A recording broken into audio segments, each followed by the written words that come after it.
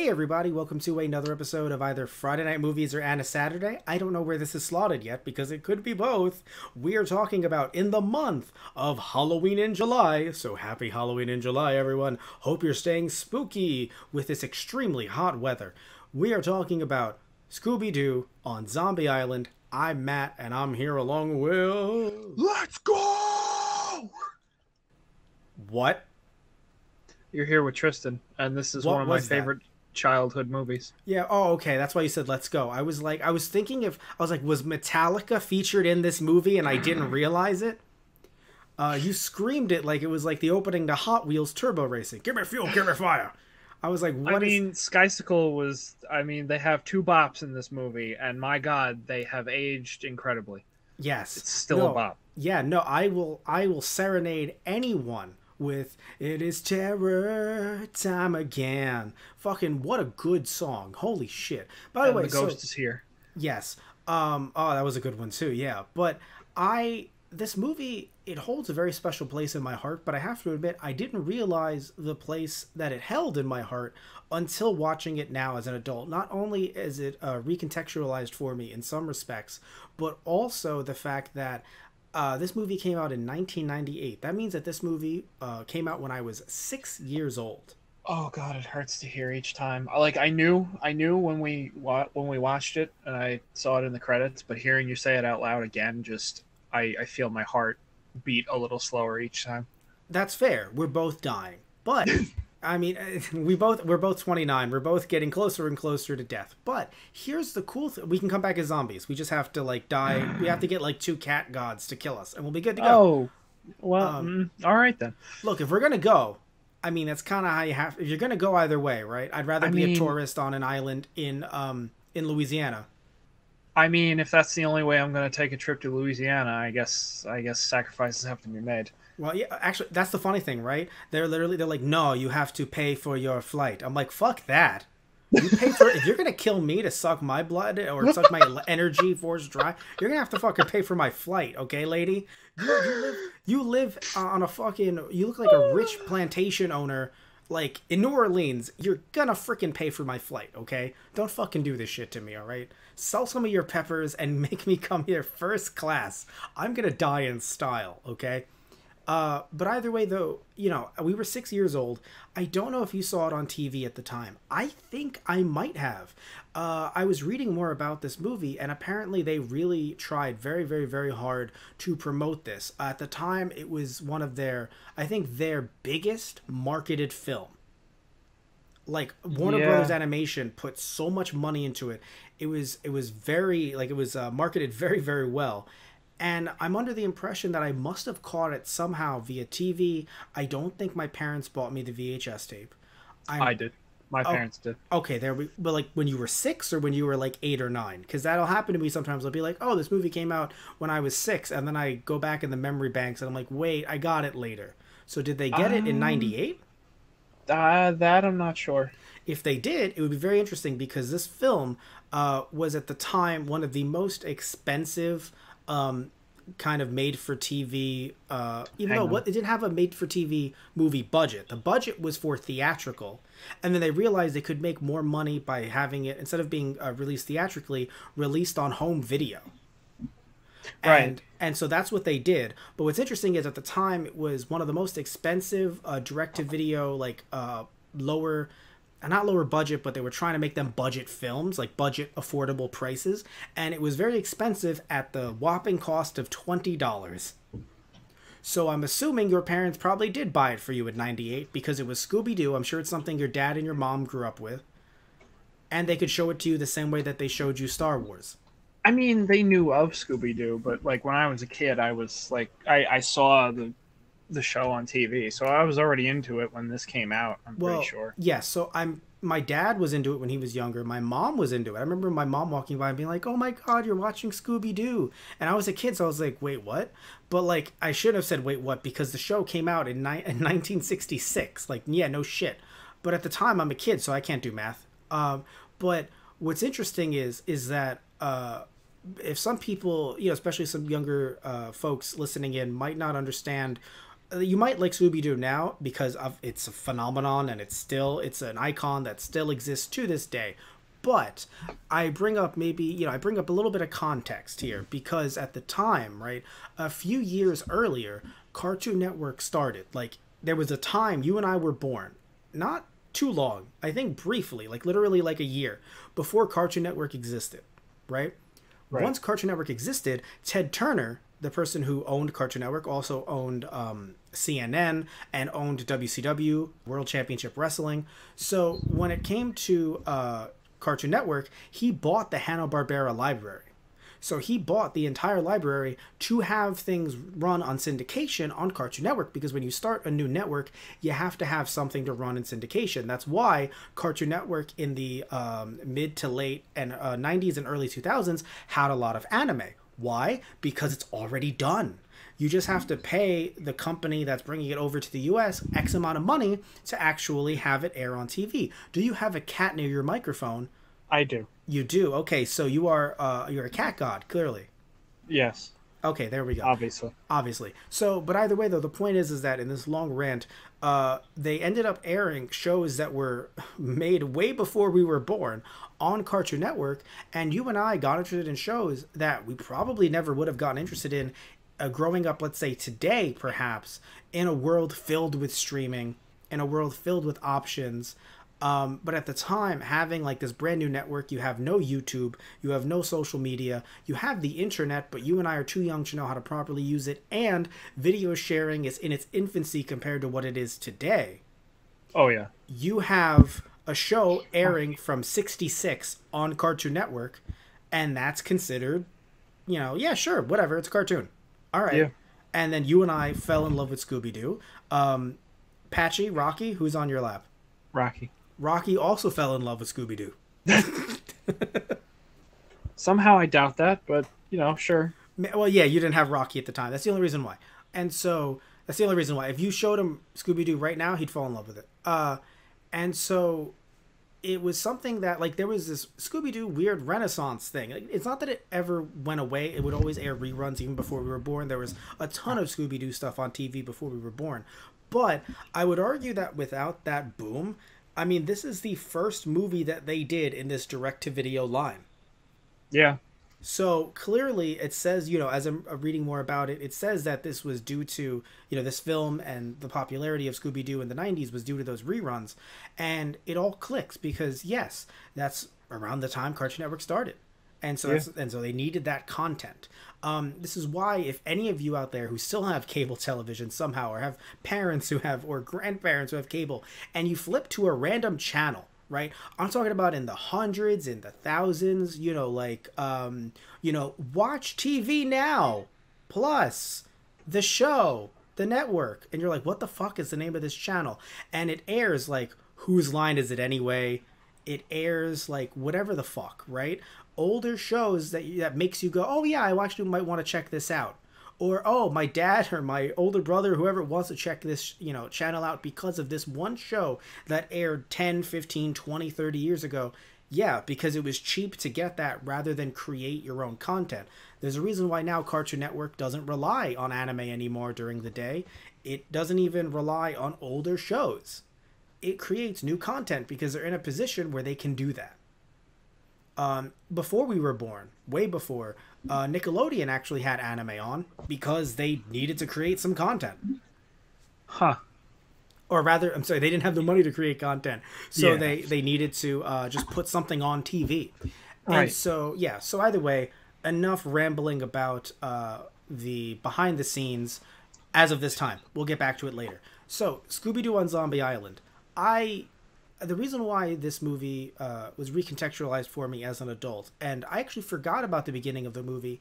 I probably, as a kid, just wanted to skip to the action, so, like, I was watching it, but I wasn't really paying attention. But having the gang split apart in their 20s, seemingly, and then come back together for one last caper, is something that, as someone who's pushing 30, and whose friends, I still have them, but it's really hard to contact them, really hard to get in touch in some cases, especially with the pandemic, with everyone either getting promoted at their job or getting different kinds of jobs and then having to jump from one to another. All this stuff happening, it's getting harder and harder to keep up friendships as we're getting in our late 20s. And so looking at, and also again, pandemic. And so when you look at this movie and it starts off with them being like, oh yeah, we went our separate ways.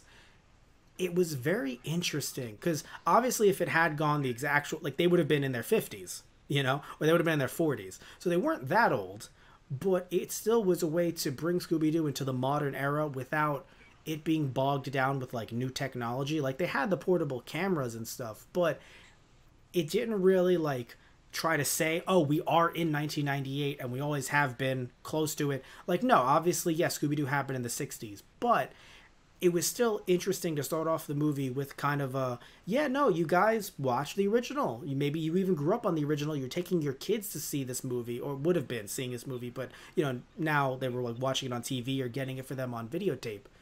And now you're seeing them kind of go their own ways to come back together. Do you feel the same way? Did it hit you differently? Yeah, no, I guess it kind of felt a little weird as a kid. Well, because as a kid, we're watching them, you know, as teenagers still. We're still watching the show. So it does feel weird as a kid. But like as an adult, did it hit you differently watching this before the podcast? Yeah, I mean, I've periodically gone back and seen this a few times. Oh, right. You see this, like, not once a year, but you've seen it, like, way more than I have since. I've probably seen it since, but it's been at least a decade plus. Not for you. Yeah, no, not for me. It probably had been that time since before the last time that I saw it, but since the last time I saw it before the podcast, it's probably only been a year or two. But yeah, no, I get what you mean. It is a heartwarming thought of them all getting back together and doing what they love to do, basically. Just, I'm trying to think of the right phrase for it, but sticking it to the adults, I guess. Partially, yeah. Well, no, but that's the thing. The crotchety people. They're like, oh, I would have made a fortune and a killing off of this. My illegal actions. Yes, those adults. Because I was wondering who you were talking about. Because Daphne was doing this under the premise of part of her TV show. So like, I know they were all, other than Shaggy and Scooby, they all had jobs. Hey, I mean, they had a job for, like 10 minutes. And they've had, to be fair, they've had so many jobs. Arguably, if you didn't put the dates of when they started and when they were fired, you could argue they've had so many jobs. They're very experienced in so many fields. Right, exactly. I'm sure that's all on Shaggy's resume. No, but that's the thing. I just didn't remember the beginning. So seeing them all at their actual jobs, and it felt like they had grown up with me, even though it's so funny when you think about when the show actually came out. It feels like they grew up with me too. And it's absurd to think about, like, oh my God, I don't think, my dad, obviously, he would have been older than I am right now when this movie came out. But still, it was just a weird feeling of like, oh God, how old am I? What day is it? What year is it? Also, by the way, the quality, this was the movie, like, you have it on VHS. I don't have it on VHS. You've seen it recently on VHS or on DVD? I can't remember, actually. The reason why I mention it is because this version that we have, this is the one that was on Amazon. So we had to pay a few bucks for it. But, God, it looks fantastic. Like, they did a very good job of upscaling this.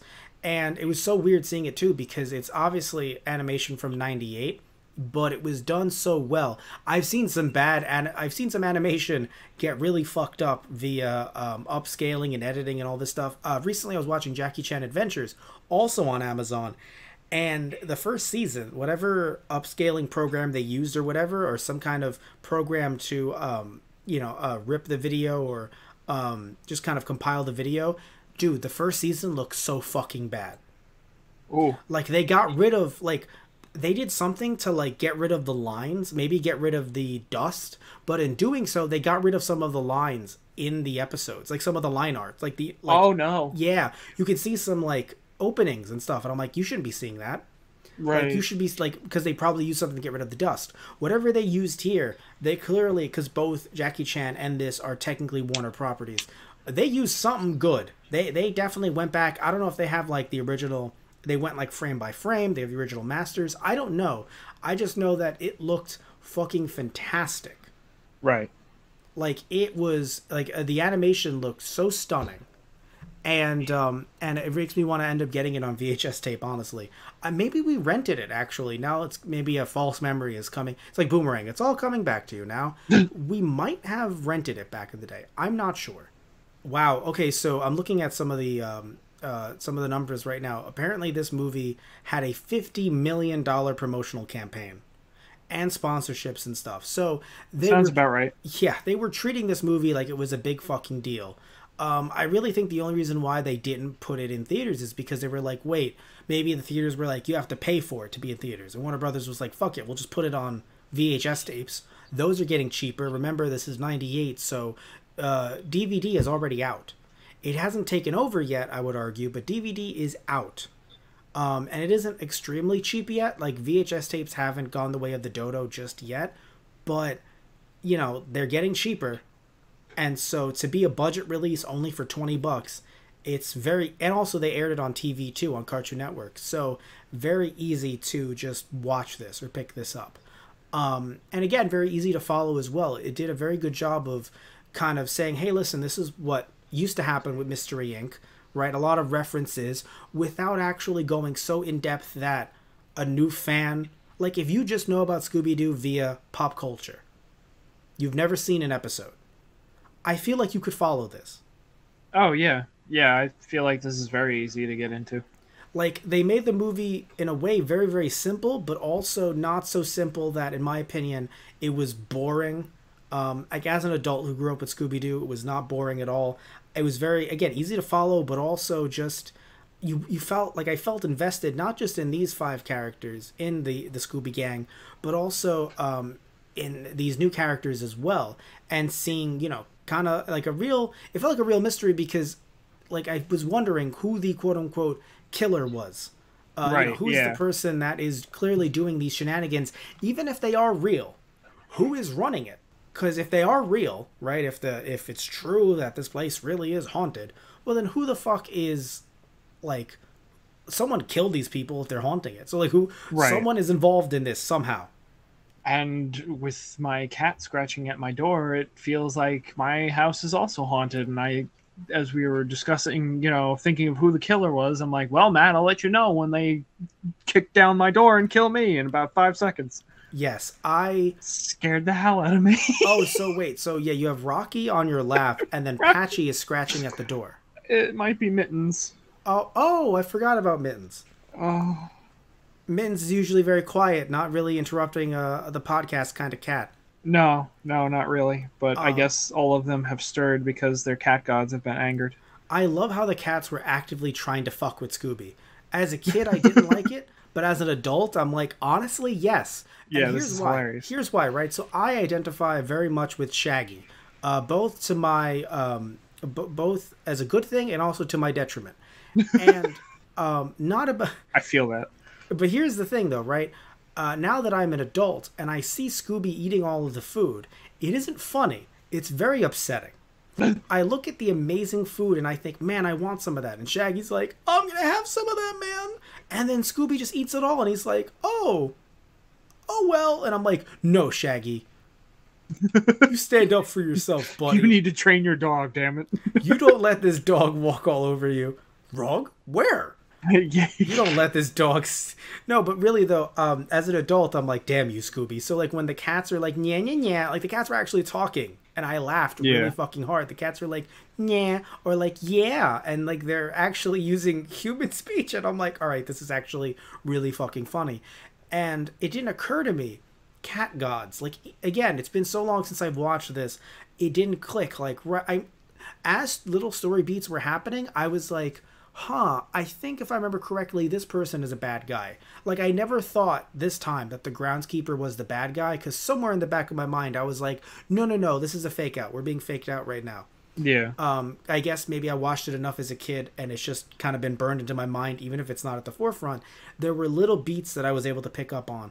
Or, again, they're easy to pick up on as we are adults. Either one. But it was just funny because I was like, no. I was like... I didn't think, I forgot that they both were in cahoots. I was like, no, no, no, no. The, I forgot her name.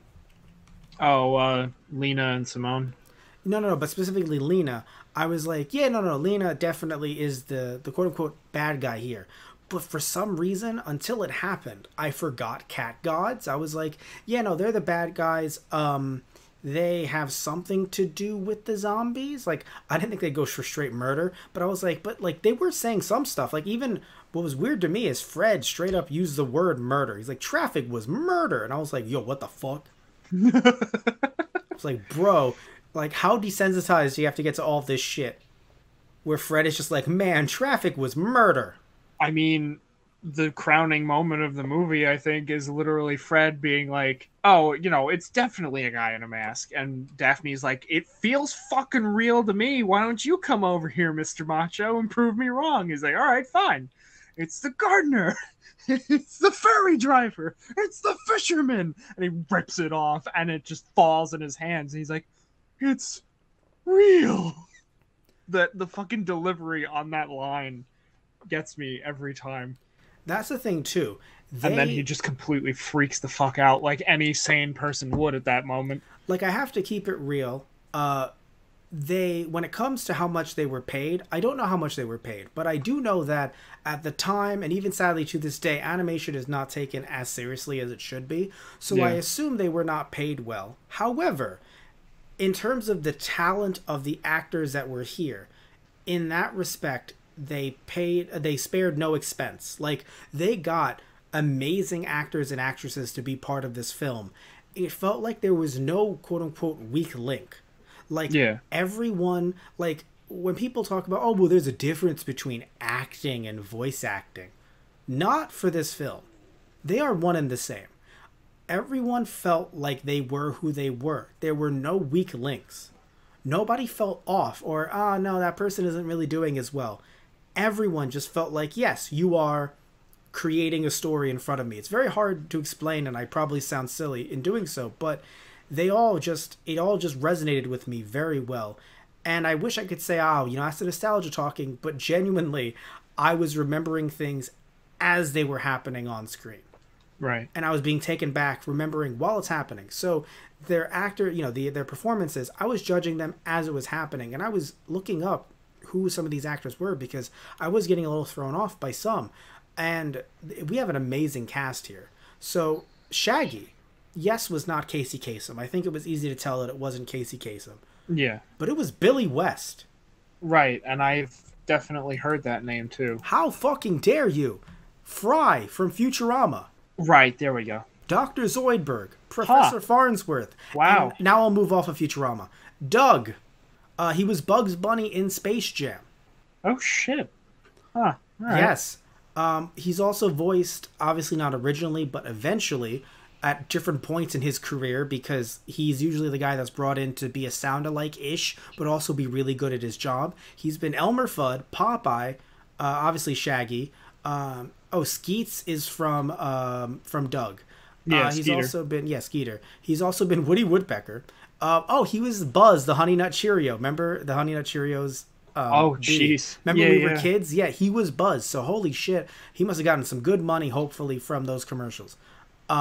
And so, but the reason why I talk about like voice actors not being treated well at the time, even though he was Bugs Bunny in fucking Space Jam, he was not invited to the premiere as one of the main actors. Do you remember the story? I told you about this a while back. Yeah, I think vaguely I remember that. There were, like, when they did the premiere, I believe at TLC theater in Los Angeles. Right. Really big, famous theater that I got, whose name I got wrong. One of those two times. 50-50 shot. So when he was invited there, right, when they invite actors there for their world premieres or for their premieres, what they do is they invite, obviously the main actors who were in the movie, and even some other people. I believe like the director comes, and some other people who were involved in the production come as well. So there's I believe like a 2-day event or a 2-time event. The first time, for the first day, where like Michael Jordan's there, and I assume Bill Murray was there, a bunch of actors are invited and stuff. He was not invited, even though he did not just Bugs Bunny. I'm pretty sure he did a bunch of other voices in the film as well. And he was not invited. Yeah, that's fucked up.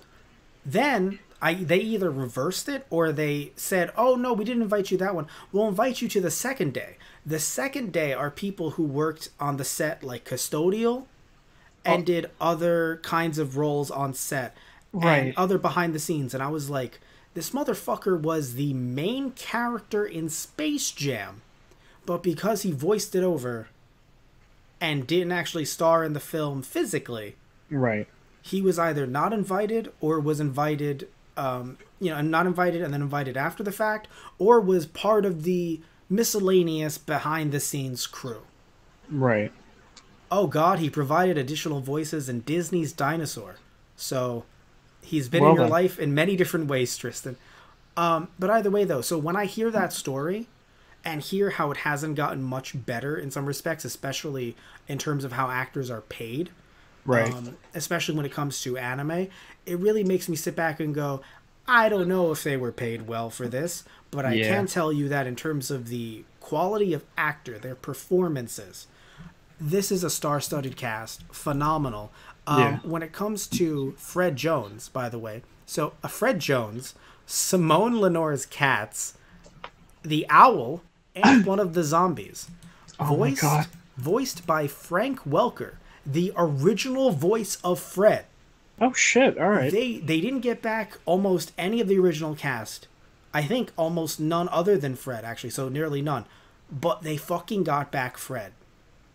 Huh. And that blows my mind. He's still alive to this day, 76. Yeah. Wow. Nice. I cannot believe he's voiced him over since. I keep on saying, by the way, the show started in 1966. So always correct me down below. Don't be mean about it, but definitely correct me in the comments. 1969 is when the show started. So, of course, obligatory nice. But he's been Fred since 1969. Yeah. And obviously he's left since. But holy shit, they got him for this movie. And it's funny because when I heard his voice, I was like, because I've recently watched some of the original series on HBO Max, and I'm like, that sounds like Fred though. Yeah. I was like, no, but that sounds like Fred though. Yeah, because you can tell, like, obviously you can tell with a lot of the other gang, it's not the original voices, but, like, damn if they're not close enough to be convincing enough as a child. As a child, yes. As an adult who just watched, no. But as a Yeah, child, no. oh hell yeah, definitely. Scott Innes, by the way, is he was the voice of Scooby at the time, so he wasn't the original voice. The original voice was Don Messick, who sadly passed away in 1997. Yeah. So Innes became the voice, and he voiced him over between 98 and 2001. So I assume he's going to be in a few of these movies that we end up doing in the future, because we are doing some more. Because at least the first few, I want to say that we loved to, liked to, don't remember. So we want to see where they go. But right now, obviously, it's Halloween in July, so we're talking about Zombie Island. And when it comes to Scott Innes, he ended up voicing... He also voiced, apparently, Shaggy and Scrappy at different points. And Fred and Fred Flintstone, Barney Rubble, Popeye the Sailor. So, my God, I can keep on... Actually, I'm going to keep on naming names. I don't know when and where this has all happened, but he also played Foghorn Leghorn, Bugs Bunny, Yogi Bear, and Captain Caveman. I remember that character. Oh, Wow, right, it's yeah. been a while. I remember that too. Yeah. So there's too many. I can't keep on going. And then the voice of Daphne and Velma. The voice of Daphne was Mary Kay Bergman. This is one of her last two roles as Daphne, sadly, before she passed away. So yeah, that is. Every time I see her name, because she's voiced other characters as well, like The Simpsons and stuff. So when I go back and like watch stuff, and I'm like, oh yeah, Mary Kay Bergman, and then I'm reminded she was also in early South Park as well. So she sadly passed away in 1999. So again, one of her last few roles before passing away as Daphne, because she's in a few other ones as well as Daphne. And then B.J. Ward was Velma, and she was Velma in I believe a bunch of stuff, but not the first Velma. Right. But obviously very good in the role as well. And also, a special cameo, Tristan always loves to mention, Mark Hamill. Yeah, I didn't actually know that until the previous time I watched this movie with a friend, and we both saw the name pop up in the credits. And as a kid, I never really paid attention to the credits.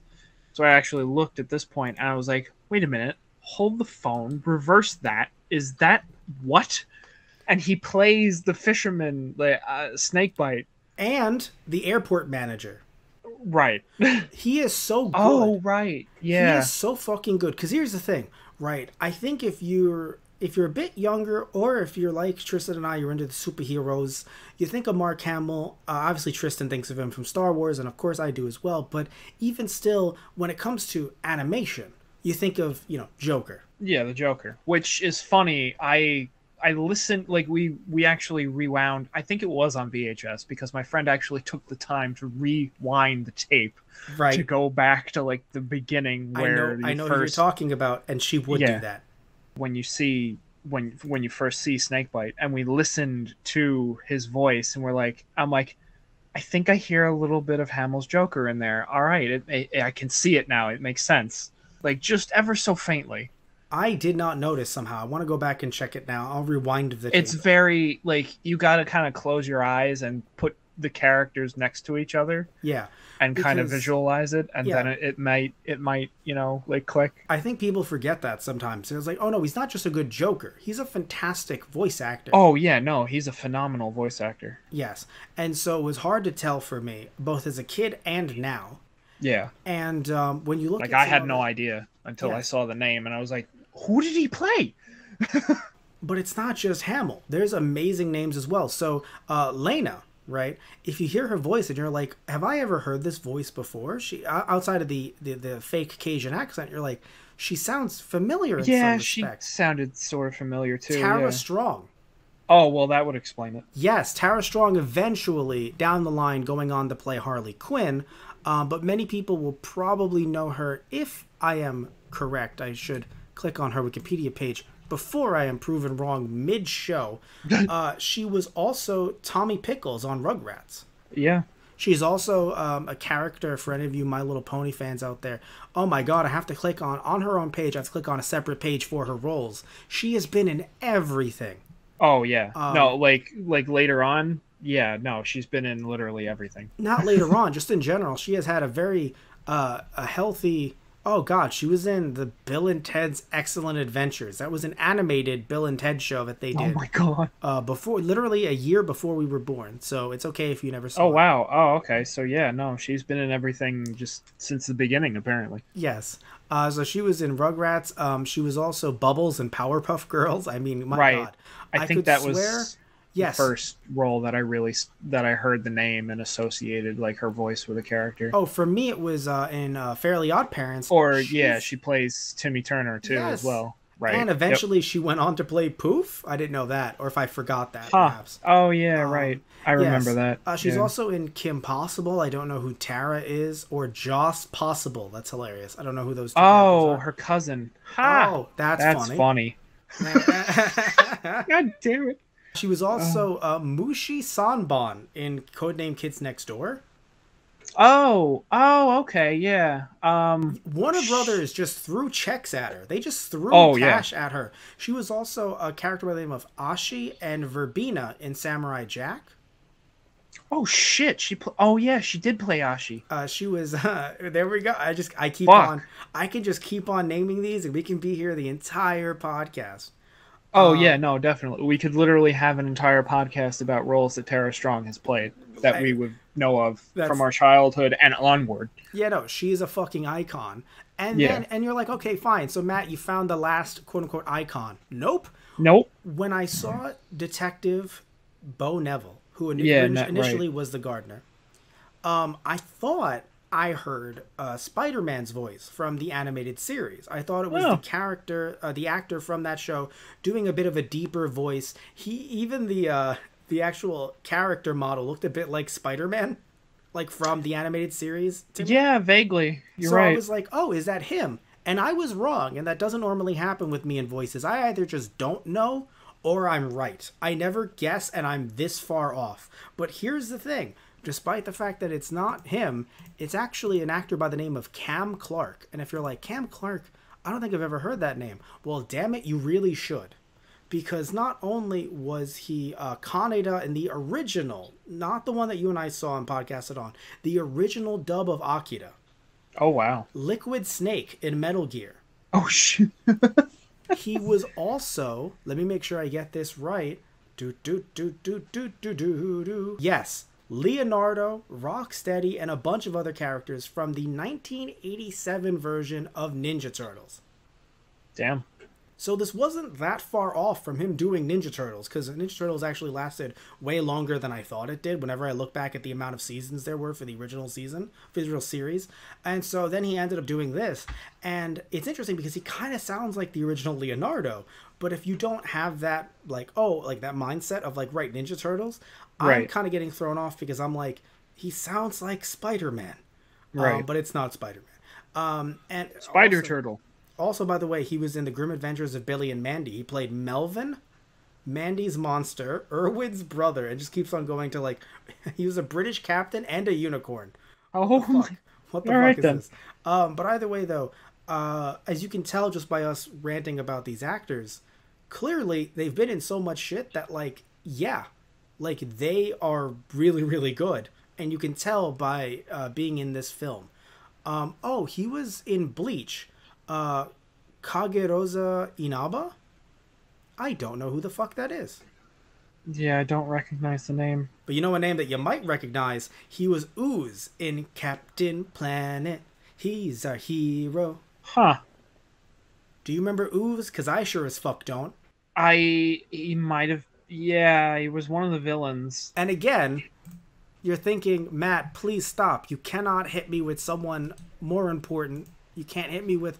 No, I'm sure you could. And I'm about to. Jacques, Morgan Moonstar, as well. We're a Moonscar, rather. Moonscar, yeah. We're both voiced over by Jim Cummings, Winnie the Pooh, Tigger, the Tasmanian Devil. Oh, wow, yeah. And Darkwing Duck. I knew that name was familiar, too, but I couldn't think of where. Holy shit. This cast is fucking fantastic. I'm just imagining going from Winnie the Pooh and Tigger to a literal pirate. Who, by the way, did some horrible shit. Oh, yeah. Like, I gotta admit, you know, as a kid, I didn't know how to take it. Like, because I'm 6, maybe 7. I assume I saw it at 6. Maybe I saw it at 7 or 8. And I'm watching this because I know it aired on TV. If it wasn't the first airing when I was 6, then it was a later airing because obviously this is something that they had in their back pocket to air. Cartoon Network has always been known to air movies that are under the Warner Media banner. Yeah, this was on like all the time. So I probably, if I didn't see it during its, when it was initially released, I totally saw it eventually. Yeah. So before I was a teenager, though, that I know. So I know I was a kid.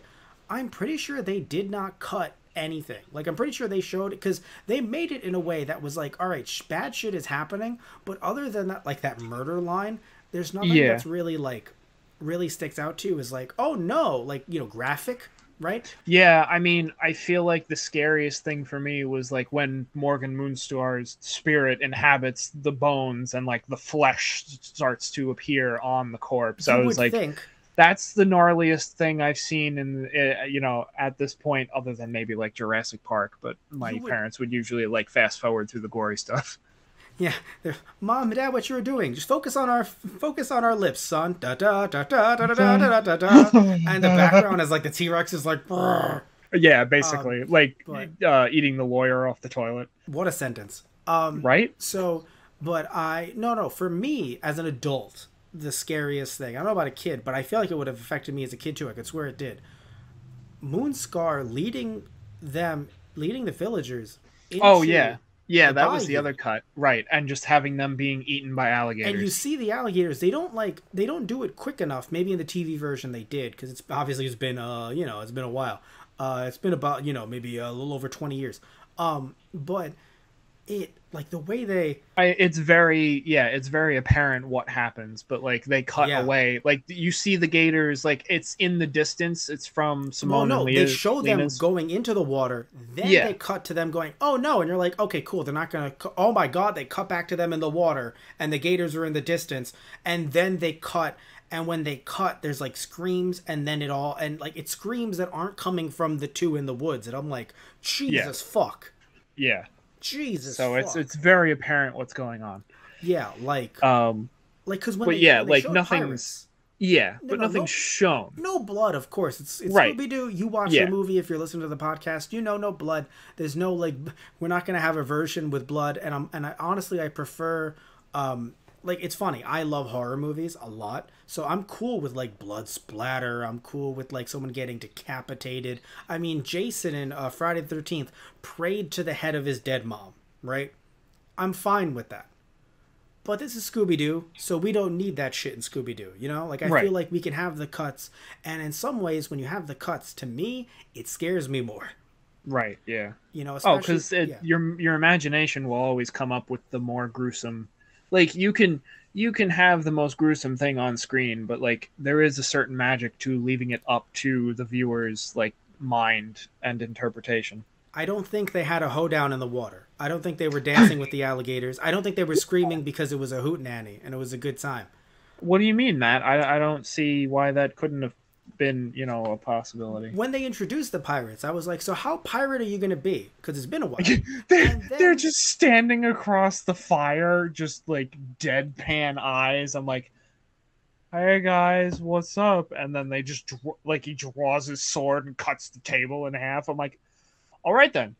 not gonna lie, it was kind of funny in a way because like I know pirates are supposed to like pillage and destroy, but when the one pirate flipped the table, I was like, hey dumbass, that's food, you could eat that, you're fucking, Yeah, I was gonna you're say probably I'm starving on the surprised. high seas, you idiots. Yeah, I'm uh surprised they didn't actually just take the food, but well whatever. there, that wasn't the point. No, That wasn't the point of the movie, it but was not. but no, but like they wanted to take over the whole town.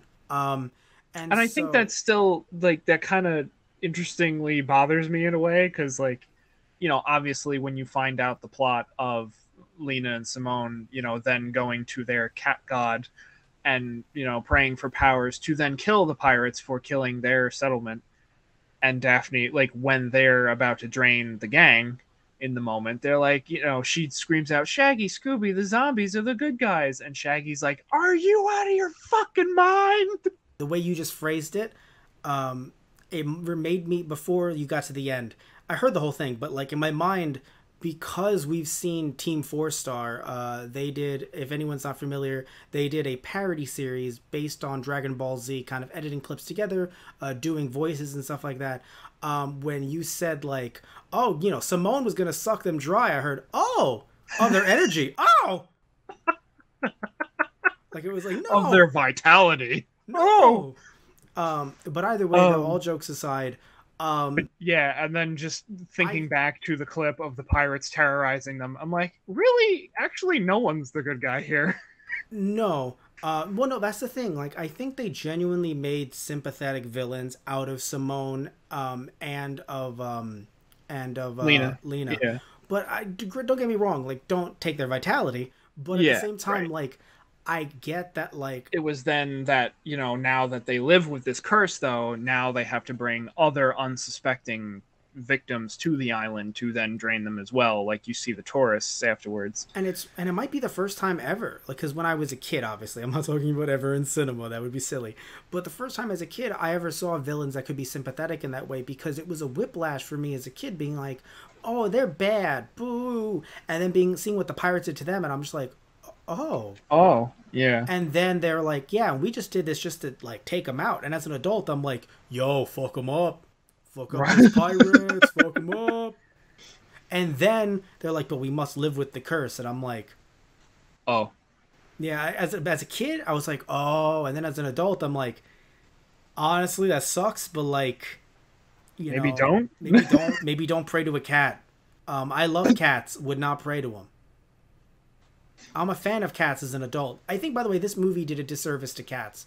As a kid, there's a lot of anti-cat media that's out there. I'm not even kidding. I'm being dead serious. A lot of Yeah. stuff that makes you be like, ew, cats, dogs are better. And now as an adult, I'm like, fuck that. Let me hug all of the cats. Come on, Right. you probably haven't gotten your shots. Come here, scratch me, come on. All of you guys, come on. Are you two in heat? Get the fuck away from me. But the rest of you, come over here. Yeah. I mean, Yeah. just me personally, I've never had an unaffectionate cat. Like I've No. had cats that are a little more like stay away from me. Like I've known family members that have had cats that were like, do not touch me. And here's what's funny, right? Normally, and I can't say say this of all cats, but normally when I see a cat that isn't interested in hanging out with you, and not you personally, Tristan, but in general, the general you, Yeah. they like someone else. It's you that is the weird stranger to them. Right, exactly. So it's kind of like any person. You Yeah. are the weird stranger. Get away from me. Yeah, I can totally vibe with that. Like, I totally get it. Now, I feel that on a daily basis as well, Kat. yeah. Hi, paw. So, yes. So for me though, and now as an adult, I've had girlfriends that have cats, and I fall in love with those cats, and I'm like, God damn, like I really wish. Wonder I got how a that cat. cat's doing. Yes. Yeah. No. Literally, like Same. these are no. These are women that I'm like, I hope you're living a great life, and I hope you're doing just fine. But how is your little kitty? Right. I need updates on this cat. I know. No, I fell in love with some of these cats. Okay. I get it. Yes. So I forgot that you also know this. You have the same feeling. I forgot that you've also dated people with cats. Yeah, so, I kind of feel like it's funny.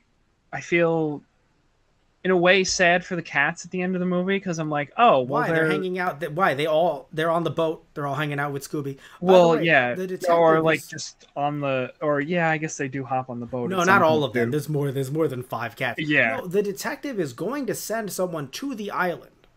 So they're all gonna find happy homes with other people that will treat them as gods. And so no, the cats will be fine because there was a detective there. If there wasn't a detective there, I'd be like, yo, what's gonna happen to the cats? But like the detective has to go tell like his boss and be like, hey, listen, Captain, so there were these, like, at best he has to be like, there were people that believed themselves to be cat gods. Because what are you gonna say? Yeah, they transformed, Captain. What? Saw it with my own 2 eyes. Detective, I think you need some vacation time. No, I don't disagree with that statement, sir, but also no, it reminds you need to me understand. I mentioned recently I've been watching Jackie Chan Adventures on the phone. The first time Agent Black used the term magic to his superior, he was like, oh, right, yeah. He said the exact phrase. He goes, no, I haven't recently had a psych eval. Why? And I lost my shit. Right, yeah. And this is the same thing here. Like, his superior is just going to be like, what was the last time you had a psych eval, Detective Bo? So... Are you sure that those were peppers they were growing on the plantation? Yes, yes, sir. Oh, that's what I find the funniest thing. You would think Simone and Lena would be like the people. I thought they were growing the peppers originally, and they're like, no, some people came around and were like, yo, we're gonna grow some peppers. And we were like, awesome, we're gonna fucking eat your face. Like, wait a minute, what? hold on. Yeah. It was so funny that like they are, and also what I find interesting is that Bo, like, he's undercover. Right. But if he was not undercover, he was going to be a gardener that would have been eaten. Yeah. By nightfall. Yeah, honestly, I'm surprised. Like, they were like, he's been working with us for a few months. I'm like, why did you not eat him? I mean, I guess they just wanted the house to look nice, so they had to have some help around. Well, no, doesn't it? It doesn't happen every night, isn't it? No, it's only on the specific like harvest moon, which I think technically there's.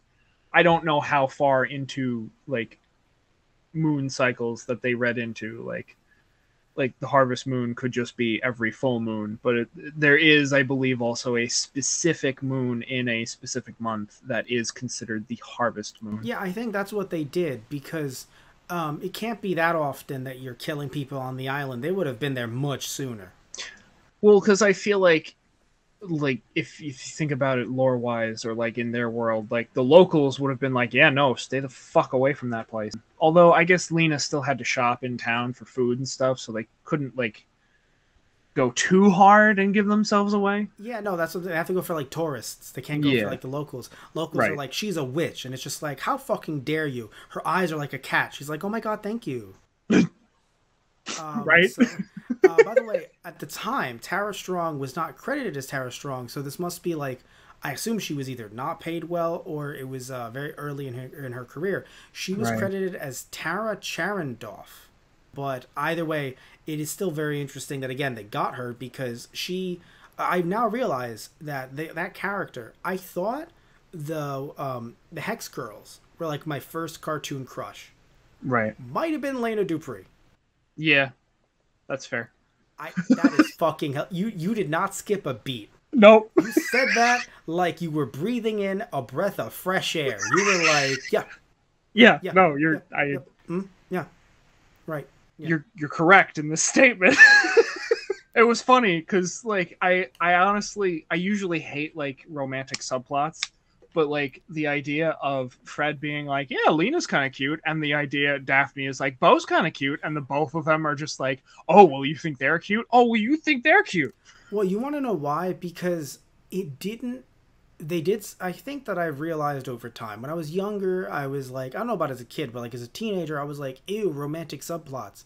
It's when they go for too much too soon, and then it also gets like they actually have like sex, which in the frame of the way the movie works, depending on what movie it is or TV show, having sex doesn't mean, oh nice, we had sex, that was nice. Maybe it leads to some issues, but like in general, we had sex, it's cool. No, it's always attached to love. Oh my god, I love you. You've known each other for like 45 minutes. In the course of the film, it's actually been a day and a half. Wow, you love each other. Awesome. Whatever. Again, it really depends. Some movies, it works better than others. It really depends on also chemistry with the actors. With a show like this, or with a movie like this based on a show, etc., etc., the fact that they obviously weren't going to go for sex, and they also don't bicker too much. Like, they mostly kind of deal with Fred and Lena and Daphne and Bo separately, kind of ish, a little bit, and then when the two meet, it's kind of like a little bickering, but it's also more like there's less bickering and there's more little things like, wow, Lena, this tastes great, and Daphne's like, oh, where's the gardener? Like, it's little stuff like that as an adult I'm like, ah, yeah, but as a kid I'm sure I noticed, but like it wasn't like, I feel like it wasn't as in your face as like they could have easily, even though they wouldn't have done it for this movie, but they could have easily had the two of them really get in each other's faces and really angrily argue. Like, where in this it was more of like a, they were just kind of background jokes, which were nice. And it's like, well, I mean, because that's the thing. I thought, I mean, maybe as a kid, I think as a kid I was confused because I thought that Daphne and Fred were going to be together. Yeah. And so the fact that they were working together but not together, as a kid, I didn't realize, like, right, yes, boys, girls can work together. They don't have to be together. But, like, in the show, they were kind of, like, it made sense for them to be together. They were always together in the show. So as a kid, you're making these connections. I'm sure pop culture also made it seem like the two would be together. So it was weird for me to see the movie as a kid. And even now, looking back and being like, well, obviously now I'm like, oh, they work together, which you would think, well, they're not obviously together. But there are husband and wife, like, wives, executive producer crews, where it's like the wife is, like, I'm pretty sure Rachel Ray, she has her own show, I know that much, but I'm pretty sure her husband is a producer on the show. Right.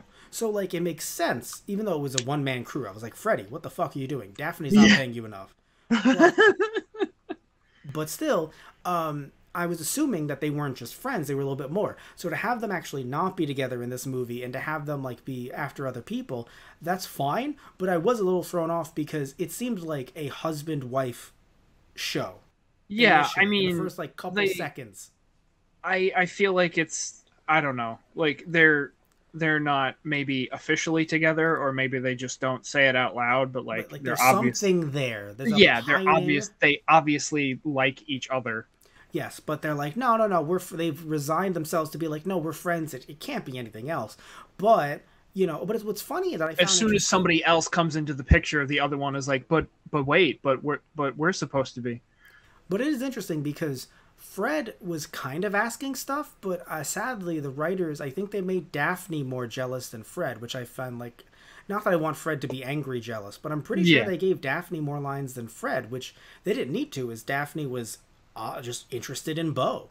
Like, get it, Daphne. Like, you don't, like, it was kind of weird. I feel like the writers kind of leaned, I think it was a great film in general, but, like, that one little critique of, like, I think they leaned a bit more too much on Daphne being like, Fred, the jealous one. Yeah, and his girlfriend, and it's just like, Daphne, you are about to sleep with the gardener. What are we doing here? He is about to tend to the bushes. What are we doing here, Daphne? Which is hilarious because I love, it's kind of just a throwaway line, but the line at the very end when they're getting on the boat and leaving, listen, the detective and Velma are talking and bonding over the bookstore. I'm like, all right, cool. So all ends well. That, you know, everything ends well. Look, Velma deserves a little bit. All right, Velma deserves better. Yes. she's been no, she does look, Lolo. No, you don't understand. I look when I see Velma, I'm like, look, if it's not Shaggy, should be Daphne. Okay, if not Right. Shaggy, well, no, I'm not kidding. There was an No, no, episode no. of Right. there Fair was an enough. episode of Scooby Doo where they switched clothes. It was Huh. a later episode, a later series. But Right. there was one where, like, early in the episode, they had one outfit on, both of them, and then later in the episode, they both had the same outfit switched. And people have been quoting that forever. Because it came out, like, I think more than, like, 10 years ago or something. Right. Okay. So I've seen it online. So if it's not Shaggy, it should be Daphne. I'm not saying that she should date this random detective. I'm just saying that it was nice to have a detective say something and she'd be like, "Oh, there's a little poet in you." And he's like, "Well, and because he seemed a little smitten, and I was like, "Good. People should be fucking smitten by Velma. Right. Yeah. Good." Exactly. I don't know who I'm angry at, but I don't know what I'm angry about. But I was very happy to see that a little bit because I feel like the show, and even in pop culture, it's just very much like, oh, of course, it's Daphne and Freddy, and then for some reason Shaggy and Velma can't be interested in each other. Shaggy is just off smoking pot or something, Yeah. and Velma is. They don't even mention what Velma's doing. Like, seeing her actually have a job in a bookstore, I was like, oh my god, have we given Velma a fucking hobby?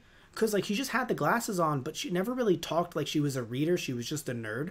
Right. From She what was I just remember, the back in most the day. intelligent one in the group. Yes.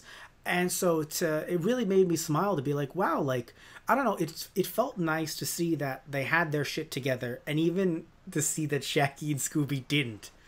It felt nice. Right. To see that. And one thing that I want to mention, though, that again at the end, where the detective is like, "Oh, I do kind of want to write," and she's like, "I have a bookstore," like just waiting to say, "You can come in sometime, Right. please." So I don't know. There was a little bit of me that was like, "You get it, Velma." And yeah. So also, by the way, the snakebite scrubs, the fisherman. I love that at the end he literally fucking caught the catfish, Right. and the gang are the ones, specifically I think Scooby, Yeah. specifically Flies making, through the air. and then he can't catch it. I was like, Well, you yeah, know the what? catfish just jumps out of the net. That, like, the curse lifts so he can catch the catfish, but god damn it, Scooby-Doo, that's the name of the new show. Instead of Where Are You, it's like, god damn it, Scooby. And the fact that this guy stays around this entire time and is just so focused on fishing, I bet he never even saw anything. Like, he never saw any ghosts, no zombies, and that's what makes me so happy to have a character there. They didn't even really, like, because I would argue they did not. He's not a red herring. He's a dick, but they don't actually really try to lead you to believing that he is like the true bad guy. The red herring is Right. the detective, I would argue. Right. He is not even a red herring. He's just a dick. He's just a curmudgeon old man with a warthog. And that's just his life, man. Like, he's I just mean, on a boat. Give me another 10 years, 20 years tops, and I'll probably be there too. Where the fuck do you buy a warthog? Do you have to call a dealer down in Florida to, like, get you a warthog? Is that what you have to do? I mean, Call, probably. like, an exotic animals that shouldn't exist hotline? It's funny you should say that, because that's a lot more commonplace than you'd think. I was We literally alluding to did that. Yeah, we did that in one of my classes in Stony Brook, and now, almost hold on. brokered a deal with somebody. Well, now, hold on. We have to pause this because everyone is now very, very fucking confused. Yeah, very confused. What did you major in? In anthropology. So this is a professor who was trying to show you how That common this actually is. Right, that the illegal pet trade is because it depends on states. Like, state lawmaking defines what and where you can buy when it comes to, like, pets. Right. So the TA was the one who called and set up and, like, basically was brokering a deal on the phone live for us to witness, to see, like, yeah, like, and it was somewhere in Florida. Like, What was the obviously animal? it's highly illegal in New York, but it's not in Florida. And what was the animal? I don't remember if it was a primate or like a hyena or a lion cub, something to that effect. I believe it was a mammal, but Yeah, obviously something highly dangerous that you should not keep as a pet under any circumstance. so your TA was trying to make a live action adaptation of The Lion King, and And almost did. and almost did. You told me the story off podcast. Once you reminded me, once I thought of the warthog thing, I was like, I gotta bring this up because you mentioned this to me years ago, and I thought you were fucking with me. We talked about it over the phone.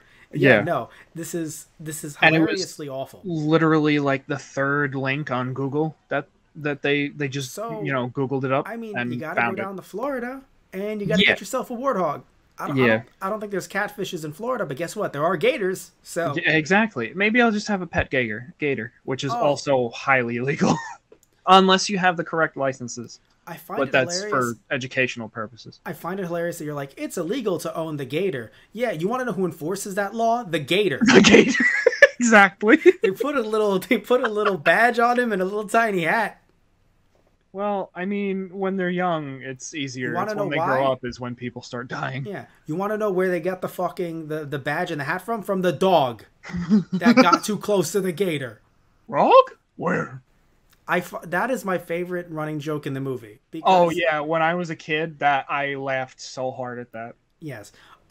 Because that, and also I love that each character had their own little quirks that were expanded upon from, them when we first saw the show originally. Yeah. Like, I love that Velma is just this kind of character and it fits her so well. She gets too lost in her work, so she ends up fucking, like, as a kid I didn't understand. I was like, why are you just making this hole in the wall? Even if that's the reason why would you do it?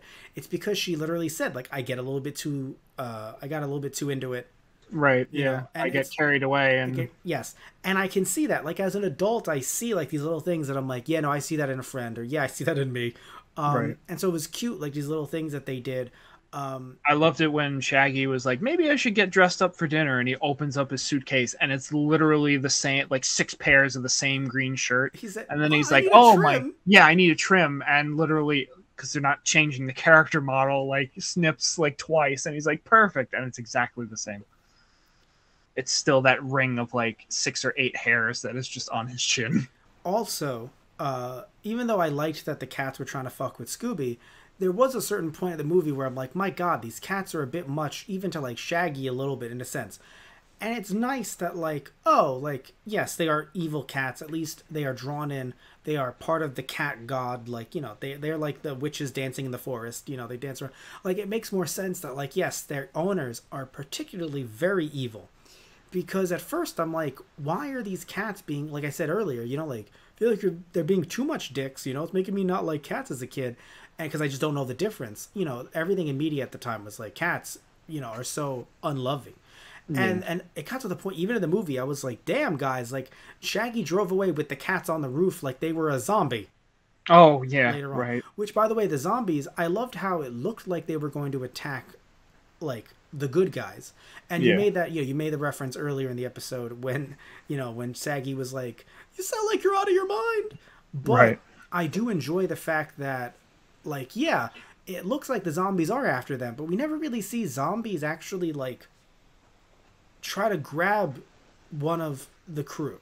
Right. Other than arguably the first one when it's literally Morgan Moonscar. Yes. Like, he does come at them with a sword, and, like, I mean, that's just his default, too, but, like, that was the only one that was, like, openly threatening. The others, I mean, they're just kind of shambling towards you.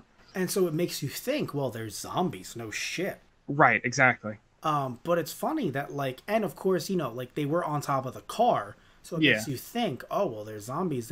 But, like, once... you have, by the way, I didn't expect it as a kid. I was freaked out, but even as an adult, it threw me off, but obviously it makes a ton of sense. The fact that the guy that was running the boat. Yeah, right. Jacques. Yes. That he was a part of it. Yeah. Which, by the way, when I heard Jacques' voice immediately, I was like, oh shit, that's Jim Cummings.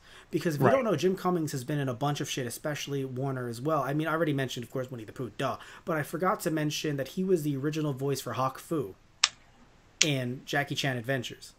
Oh, right, yeah. Yeah, he was the original voice. So, like, I've heard his voice in so much shit that, like, to hear him in this, I was like, that's Jim Cummings. Like, he has a good range, but, like, you can tell when it's him.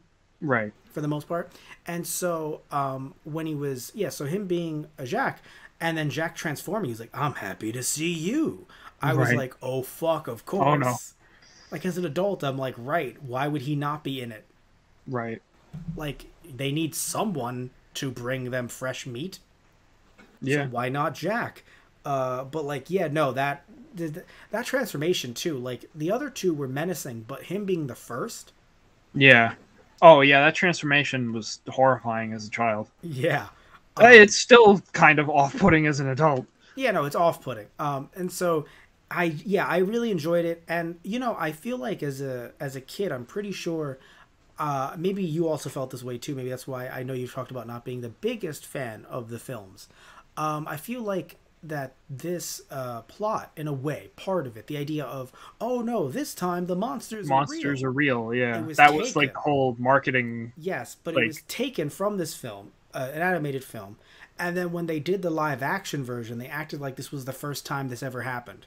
yeah, So yeah. I think that kind of soured it a little bit for because I me know too. you're less of a fan than I am of the films. I like Yeah. them, you know, I like them a bit at the time, and over time I do like them a little bit more in some respects. But I wondered if that's kind of because for me at the time, and I wonder if for you that might have like put a little damper on it. Like I've already seen this. Yeah, I mean, I think it was also like I don't know. They made the gang a little bit edgier, I guess. For Well, yeah, the well, because the live action version, we're not talking about that now, but just a little yeah, brief, a little tiny sliver. It was originally made to be a live action movie for adults, like right. for people who grew up with the original show, who were watching as adults now, a little bit spoofy in a way. They Yeah, neutered that and they brought it down to a PG, I assume 13 rating or a I PG believe so. rating. Yes. Yes, Yeah, I think it was PG-13. so it could air on Nickelodeon, Right. right? Yeah. And be a kids film. But then there was like little stuff that was like, I don't know if you're doing this for the kids. Granted, of course, you do stuff for the adults watching at the time, or as you can look back as an adult watching it. Yes, they do that. But there was even just some other stuff like, again, I'm not gonna get too into it, but like making Scrappy the bad guy. I feel like maybe it's just the two of us, but as kids, didn't really find Scrappy that annoying in No. cartoon form. No. I never So did anyway. yeah, so maybe if we were teenagers who watched Scooby-Doo for the first time, we'd be like, yo, Yeah. Scrappy is so fucking And I annoying. think they just dialed up like the gang were always like, good people or good kids. And not to say that they were like evil in that movie, but like they dialed up their more negative attributes to Well, they like weren't. 11, Well, they at weren't. least They weren't in teenagers. my eyes. I think they were adults in the No, film. yeah, they were adults, yeah. Yeah. But But it kind of made the idea of like, oh, the do going do going good, yeah, shut up. The the goody goody two two shoes shoes. kids who were solving mysteries and stopping these cranky adults from doing mildly law breaking things. Mildly. Well, because I don't think anyone like I mean for the show's sake, like none of them actually murdered anyone outright. I don't No, think no, no, no. Of course not. so. Like it was more of Yeah. just terrorizing people and Financial scaring them crimes. away. Right, financial crimes, exactly. Um, but yeah, before we wrap this thing up, because we Like did talk about this. I mean, movie. other than this movie right here, it's like the monsters are real. So yeah, no, there was definitely murder involved. Well, that's what I have to say that I loved about this movie is that, they didn't dial it back. They never felt like, as both a kid or as an adult, that they were talking down to us. Right. They didn't pull the punches. Like they made it kid friendly enough to where it wasn't like outwardly violent, Yeah, but no the one's. story Yeah. beats. I think that's why I still love this movie to this day too, is because it's still a fun movie to watch. Like it's still engaging and interesting. Like obviously the twist already, so like that, facet of it is gone, but like it's still an enjoyable film and you can sit through it and rewatch it and like as I got older, I noted like little things that the characters say, especially like Lena and Simone. Like even before Lena sets them up and brings them down the secret passageway, where Velma's like, "Hey, you lied to us. Like, Simone wasn't dragged; she walked down that corridor." Like there are little lines here and there that they say Oh, the that voodoo doll now, stuff. That's the yeah. first time I probably ever learned what voodoo dolls were. Oh yeah, yeah. I mean, I think I'd seen them in like other cartoons too, Yeah, but but like it was, yeah, but like as a so, primary like device, like to move the plot forward, yeah. yeah. Well, because I assumed that it was actually ghosts. That's another red herring. Arguably, it wasn't a ghost. Yeah, that was levitating them. It was them. Yeah. It was these cat gods. Like you would think, because that's the thing with everything we've dealt with Scooby Doo. You would actually. That's another. I didn't really just occurred to me. Very much a red herring is that you're thinking it's going to be something. It's real this time. The monsters are real. It's a ghost. Right. Because for the most part, if you're dealing with the main Scooby-Doo, things got weird once Scooby-Doo met like fucking Boo Berry and some of the other. Do you remember when Scooby-Doo met actual ghosts and vampires and shit? Yeah. Yeah. Yeah, that was a very short-lived season, I believe, but it was a much latter season. Hey, you know what's something you want to talk about? Not liking something. I wanted to end this here, but now I have to talk about this for a second. So we talked about Scrappy Doo, how we actually thought he was okay. Do you remember Scooby's cousin? Oh, right. Yeah.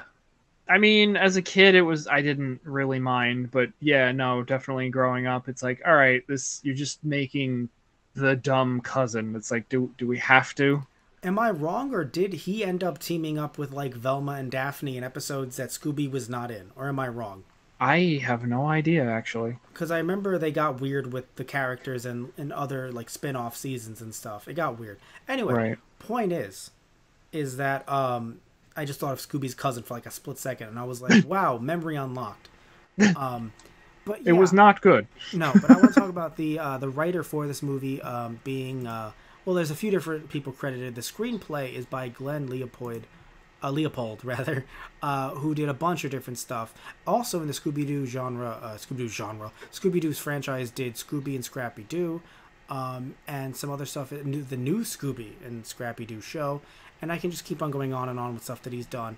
Apparently, this was a repurposed script from something he did called Squat Cats, the Radical Squadron. Oh, yo! Oh, SWAT wow. Cats was fucking amazing back in the I day. never heard of this show. Oh, well, I know what I need to show you next. Oh fuck yes, I would love to podcast about these cats that are SWATs. Dude, hell yeah. Like, they fly around in a fighter jet and fight monsters. It's fucking awesome. So it was produced by Hanna-Barbera. He clearly wrote for this as well. He developed it. And what's interesting is that this was a repurposed script from that. Wow. Wait, what? Yeah, apparently, let me see here. It says under origins and story, under production, the team assembled to work on the production. The team assembled to work on the production were veterans of the animation business and had most recently worked on SWAT Kids, The Radical Squadron, and The Real Adventures of Johnny Quest. Screenwriter Glenn Leopold had been with the franchise since 1979 Scooby-Doo and Scrappy-Doo. The film was directed by Jim Strenstrom, who had worked on Scooby projects beginning in 1983, The New Scooby and Scrappy-Doo Show. As the film was considered a one-off experiment by Studio Brass, the crew worked with little oversight and complete creative freedom. By the way, that's why this movie is so fucking good.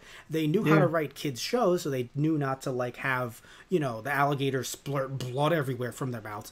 But at the same time, they had little oversight. So that means that studio executives weren't like, would they really do this? I don't know if this is something Scooby-Doo would say, and shit like that. Yeah. And so either way, Doy and Leopold. Doy is another person who worked on the screenplay. Doy and Leopold developed the film's story, with Leopold receiving sole credit for the screenplay. And then here is where it is. Much of the script is recycled from Leopold's script for the unfinished SWAT Cats episodes, The Curse of Cataluna. So clearly he probably wanted this to be an episode, The Curse of Cataluna, something weird cat, maybe, I don't know about a god, but like a Oh, cat wow. curse. That actually makes a lot of sense. That is hilarious. Because I always, because all the characters are cats and dogs and like they are animal people. Mhm. So like I always thought it was a little odd being like, oh, you know, these two pray to a cat god and that's where they get their were powers. I'm like, well, it's the moon. It's, you know, it's kind of like a werewolf, but not really. So I'm like, all right, it's still vaguely within the Scooby-Doo ideology that I'm like, all right. Because here's the thing, I wonder if for TV, whoever it was behind, whatever at Hanna-Barbera checked off the boxes and allowed things to go through, were like, yeah, this is a show for kids. What's his first name? Glenn. Glenn, this is a show for kids. How about we don't have them pray to cat gods, okay? And then when it comes to the movie, and also it being a movie as well, I mean, again, originally slated for cinematic release, you're also allowed a bit more leeway than if this was to air on TV. Although, let's be very clear on two things. One, we were supposed to end this a while ago, and we're not. Two, let's also be very clear in that cable networks do not fall under the same FCC guidelines that free network TV does. There are differences. So for kids, airing anime and cartoons on Kids WB is very different than what can air on Cartoon Network, even though they're both owned by Warner. Right? Very different. Now, yes, if you showed like adult entertainment in smack in the middle of the day on Cartoon Network, yeah, then there'd be some problems. There would be some problems, and there would be lawsuits because they set a precedent of what they air on their network during the day. It's not HBO. HBO, by the way, being a premium channel at the time, still is, that you can purchase separately. That's why they could show feature films that were R-rated, which mattered at the time when HBO first started, because you would have TV shows that were like, Sayonara Mother Trucker. And like that same line, Sayonara Mother Trucker, on HBO would like, eat shit, motherfucker.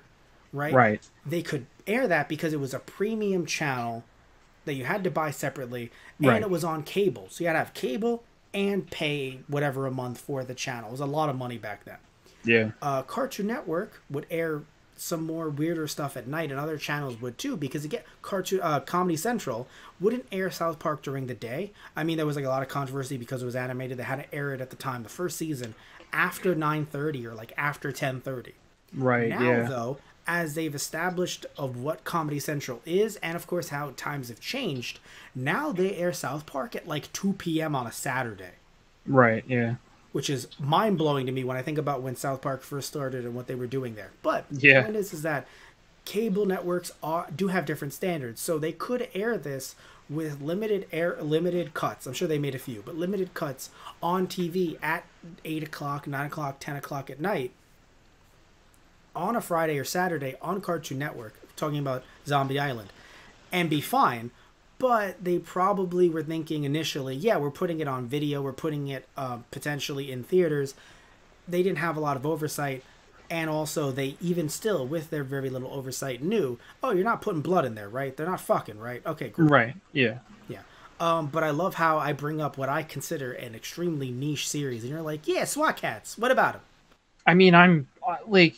They were on Cartoon Network back in the day. They're a Hanna-Barbera property. I'm surprised you didn't come across them, and you definitely would have enjoyed it as a kid, trust me. I was probably honestly watching Nickelodeon or Kids WB. Like, it wasn't on a lot, but it was on enough that I caught it, and there are plenty of shit that I missed, so... But yeah, like, they fought monsters and zombies and all sorts of crazy shit all the time. You know what it is? Your SWAT Cats, that's my Mummies Alive. When I think about Mummies Alive, and I'm like, bro, and you're like, I didn't see that, or I don't remember that. All right, well, there you go. We both have our one that we have to show each other. We have to, like, it's like a drug deal. At 3 a.m., we're going to swap VHS tapes of both. I mean, at this point in time, trading VHS tapes is basically a drug deal. Yes. And also a great way to get into a club. If they want to card me or they want to... You just show them your VHS tape collection. Yeah. And they're like, please, write this way, you elderly man.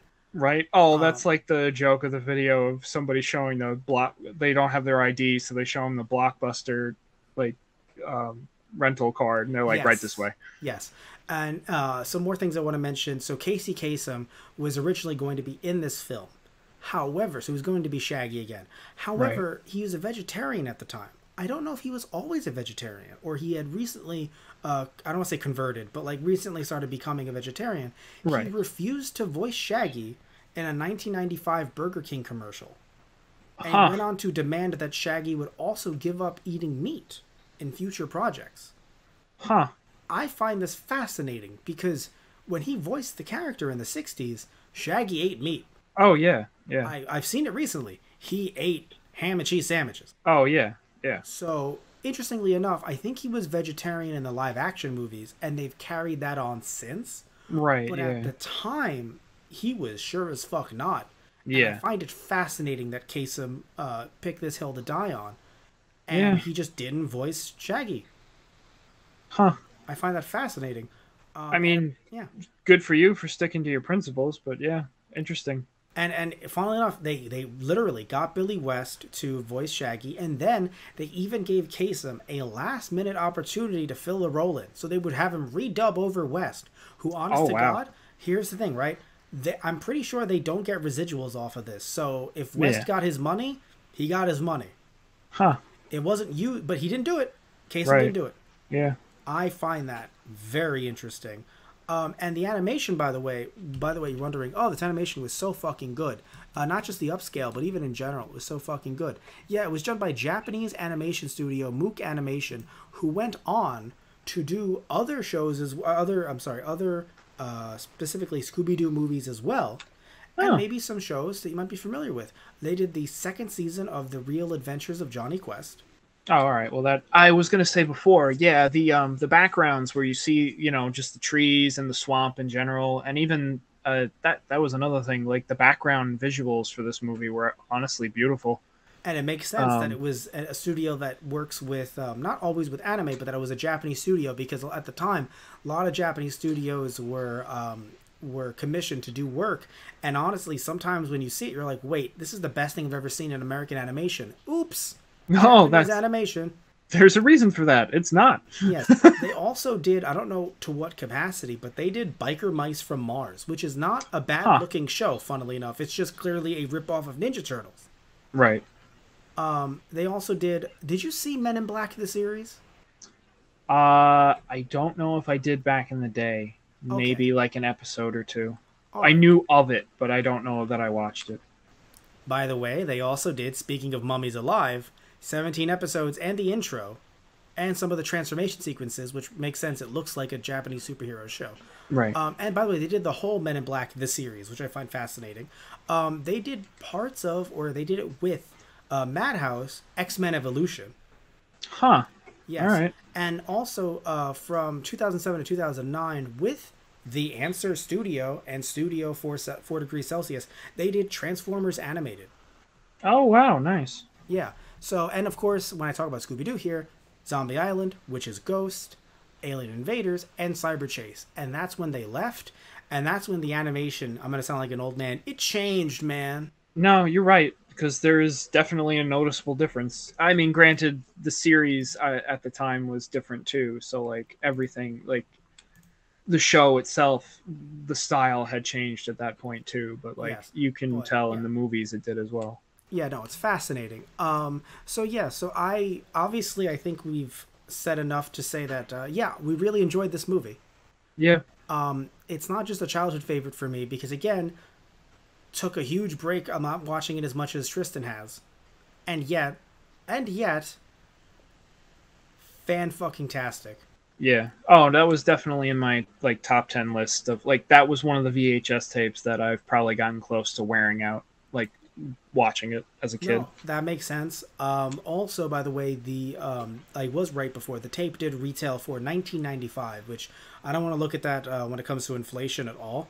Oh But, god. yes, but because of the cost of production, because again, this was a very expensive film. This was looked at to be a theatrical release, and you can, and also the $50 million promotional push. You can tell that there was a lot of money put into this movie. Yeah. Again, sadly, probably not the actors, but in Yeah. terms of the animation, it does definitely look like, and also it being widescreen, like all of this screamed to me, you want people to see this in a theater, Right. and it's so interesting that they pulled back because of how the models changed and Right. how it made them feel like, you know what, fuck this, we'll go for VHS tape. And honestly, at Right. $20 a tape, if I don't have it now, I'm pretty sure I had it at some point. Yeah. If I didn't, then we rented it from like Blockbuster. Right, exactly. Yeah, I'm pretty sure I got this as a gift at some point when I was a kid, like if not a year or two after it came out. Well, yeah, if it either retained its price or went down in price, $20 is not a lot as a gift. Yeah. That's the cheapest possible fucking gift you can get a kid, and they're acting like you just gave them the nectar of the gods. Yeah, exactly. So yes, I would highly recommend this movie. If you are a fan of the series, this is a must watch. If you're not, I still think this will be a fun watch. I mean, watch it with friends so that you have that one friend whispering to you like, "Oh, that's like a reference to this," because there are some, but none of them bog down the story. Yeah. Like it moves fast. Like Velma holding on to those Scooby snacks. It's like Yes. and Shaggy literally running up, like just excited as Scooby. That's the cool thing. Like the only way you could not get some of this movie and like be completely lost is if somehow you've never heard of Scooby-Doo. Right. But Yeah. it's become such a cultural icon that Yeah. you have to There's at least know who the fuck the dog is. right. Yeah. Exactly. Yeah. So at this, like, I just feel like it's one of those films that, again, it doesn't talk down to kids, and because of that, it's something that unless you just completely despise animation, I don't know how you can't find something enjoyable from this film. It doesn't Right. have to be your favorite Scooby-Doo film or favorite. I think it is one of my favorite Scooby-Doo films, maybe even one of my favorite animated films.